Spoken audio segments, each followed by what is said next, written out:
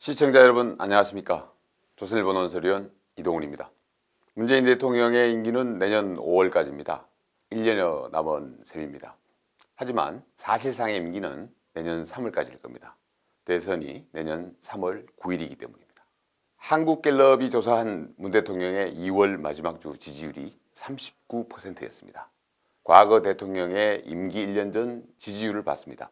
김영삼 28%, 김대중 31%, 노무현 12%, 이명박 32%, 박근혜 12%입니다. 문 대통령의 지지율 39%는 이전 대통령들과 비교했을 때 높은 수치입니다. 이런 지지율이 말이 되냐? 여론조사가 엉터리 아니냐? 이렇게 생각하시는 분들도 많을 겁니다. 내 주위에는 문재인 지지하는 사람이 아무도 없는데 어떻게 이런 지지율이 나오냐? 이런 분은 더 많습니다. 그럼에도 불구하고 40% 안팎 지지율은 인정할 수밖에 없는 사실 같습니다. 제가 보기엔 문재인 정권은 나라 운영은 못하지만 지지율 관리는 참 잘합니다. 문 대통령은 4년 전 대통령 선거에서 41.1%의 득표율로 당선됐습니다. 이 득표율이 아직 유지되고 있는 셈입니다. 한겨레 20일 최근호에 재밌는 기사가 실렸습니다. 대선 때 문재인 대통령을 찍었던 41%의 투표층은 4년이 지난 지금 무슨 생각을 하고 있을까라는 주제입니다. 문재인 대통령을 찍었다는 1135명에게 지금 문정부의 주요 정책과 이슈를 어떻게 평가하는지 설문조사를 한 겁니다. 결론부터 말씀드리겠습니다. 4년 전 문재인 투표자 1135명에게 내년 대선에서는 어느 정당 후보에게 투표할 생각입니까? 질문했습니다.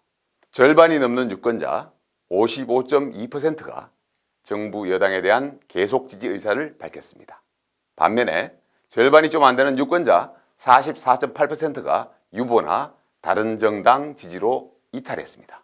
구체적으로 보면 국민의힘 4.9%, 정의당 1.9%, 국민의당 1.5%, 열린민주당 0.7% 순이었습니다.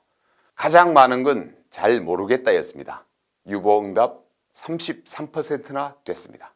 긴 얘기를 짧게 줄이면 문재인 투표층 10명 중 6명은 계속 지지하고 있고 4명은 흔들리고 있다. 이렇게 볼 수 있는 겁니다.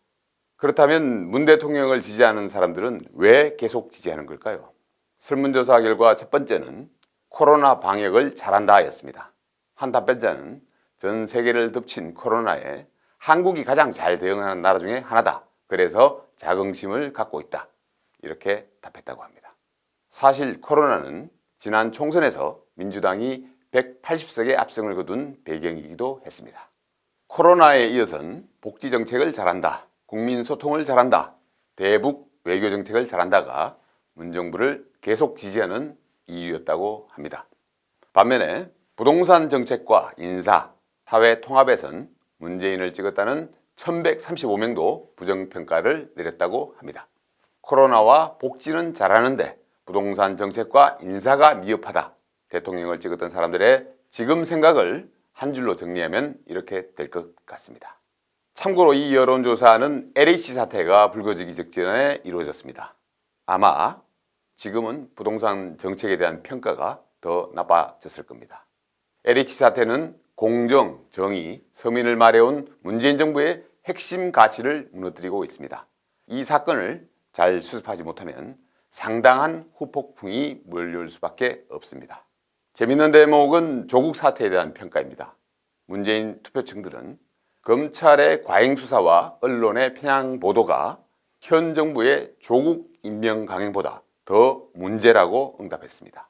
한 응답자는 무소불위의 권력을 휘두르는 검찰 개혁이 필요한데 언론 보도가 본질을 호도하고 있다. 이렇게 말했다고 합니다. 시청자 여러분은 어떻게 생각하십니까? 무슨 달나라 얘기냐 하실 분들도 계실 거고 일부는 동의한다 하는 분들도 계실 겁니다. 지지자는 계속 지지를 하고 싶은 관성을 갖게 마련입니다. 못하는 부분이 분명히 있더라도 가급적 좋게 보려고 노력합니다. 지지자들이 가장 잘했다는 코로나 문제만 하더라도 그렇습니다. 이 정부가 방역을 잘했느냐는 점에서 물음표를 다는 분들이 많을 겁니다. 저도 정권이 방역을 잘했다고 결코 생각하지 않습니다. 특히 백신 도입에서 보여준 정권의 모습은 무능한 데다 솔직하지 않고 변명으로 일관하고 있다고 저는 봅니다. 지지자들은 이유가 있어 지지하는 게 아니라 지지하기 위해 이유를 찾는 측면이 있습니다. 이 조사에서 제가 주목한 또 한 가지 대목은 문재인 이탈층 44.8%가 국민의힘을 여전히 대안으로 선뜻 받아들이지 못한다는 점입니다. 이들에게 정당 비호감도를 물었더니 민주당 20%인데 국민의힘은 74%나 됐습니다. 여론조사 전문가는 이렇게 해석합니다. 문재인 정부의 잘못이 국민의힘에 대한 높은 비호감도 때문에 상쇄되는 측면이 있다. 문재인 정부가 아무리 잘못해 이탈층이 생기더라도 국민의힘 호감도가 낮아서 이탈층을 흡수하지 못한다는 뜻일 겁니다. 저는 사실 이 대목이 문재인 대통령 지지율이 아직도 높게 유지되는 중요한 한 이유라고 생각합니다. 대안이 마땅치 않기 때문에 적지 않은 지지자들이 계속 머물러 있는 겁니다.